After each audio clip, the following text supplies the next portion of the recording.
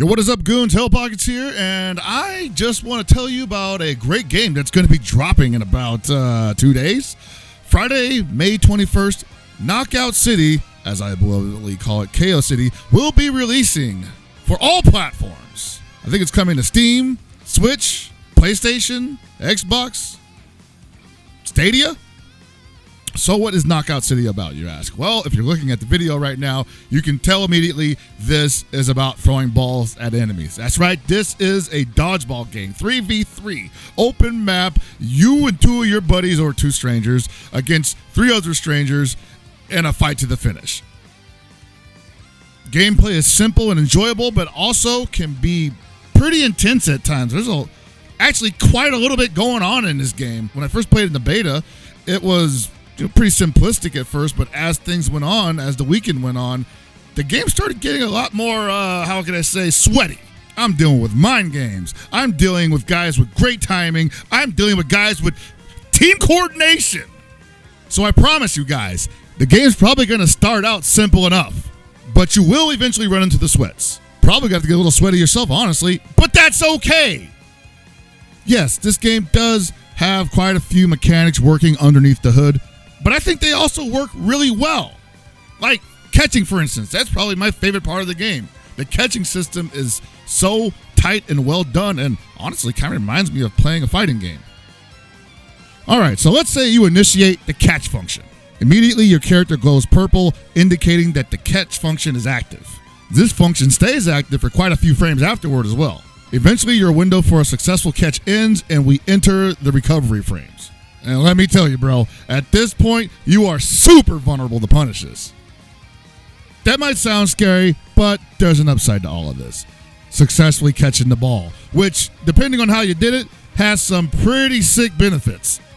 First, let's say you caught the ball late.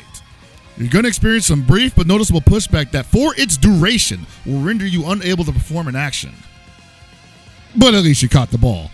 And for the time being, albeit brief, you're safe. Now let's say you caught the ball during the earliest frames of the catch function.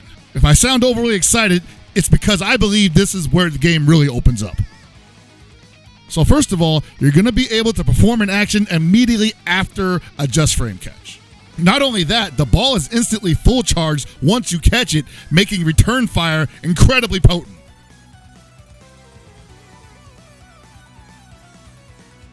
So now you're dangerous. Now you got dynamite in your hands, and you can start playing the mind games because your opponent is thinking, man, he about to juice me with that rocket, and they're probably going to mash catch, right?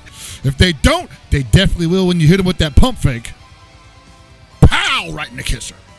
That is undeniably a mix-up. So yes, I think the crux of the game is going to be surrounding the catch meta. It's an extremely potent defensive option, not the only defensive option, but probably the most versatile. Long story short, if your catch game isn't on point, you're probably going to start catching balls to the face. Now, it ain't all about catching the balls. Catching is just the surefire way to shut down offense. You can also do some dodging and tackling in this game, which is actually the same exact maneuver.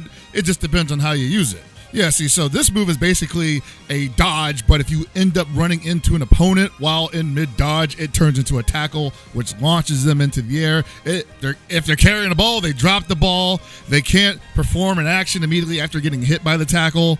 And if you miss the tackle and they happen to be locked onto you at the time, your lock-on breaks. So I would expect to see a lot of people just mashing dodge or tackle when they don't have the ball, or sometimes even when they do have the ball, just to avoid getting locked onto and to possibly make the opponent drop the ball and harass them into the corner for a possible ring out. Not to mention, if the ball does happen to come your way during mid-dodge, you've got armor.